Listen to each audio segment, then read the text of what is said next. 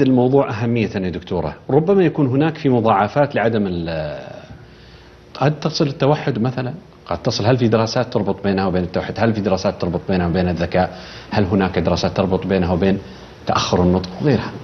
يعني طبعا الخسائر بحسب علمك يعني ما شوف الخسائر اللي يصيبها المجتمع، يعني نخسرها من مجرد الرضاعة، مجرد عدم الرضاعة أو نقص الرضاعة في المجتمع. لو جينا على الطفل فاحنا نتكلم عن أمراض معدية اللي هي خلال الفترة الأولى من السنوات، اللي هي النزلات المعوية والالتهابات الأذن والتهابات الصدر والتهاب. فهذه الأمراض المعدية أقل بكثير وبنسبة عالية بين الأطفال اللي يرضعوا رضاعة طبيعية واللي يرضعون، لأن المواد المناعية الموجودة في الحليب، نعم حليب الأم، بالإضافة إلى الأمراض اللي تتعلق بالمناعة وتوازن المناعة، مثل أمراض السكري وأمراض الربو، الأمراض اللي الحساسية، الأكزيما، كل هذه تكون أقل في الأطفال اللي يرضعون رضاعة طبيعية.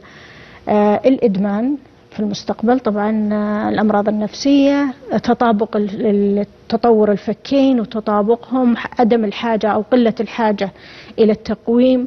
الذكاء، نسبة الذكاء مثبتة بدراسات علمية.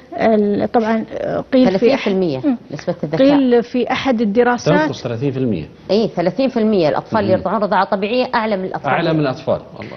قيل في أحد الدراسات العالمية المنشورة أن أكبر خسارة في الاقتصاد العالمي هي بسبب عدم الرضاعة هي نقص الذكاء، لأن كل ما زاد ذكاء الأمة كل ما زاد إنتاجيتها.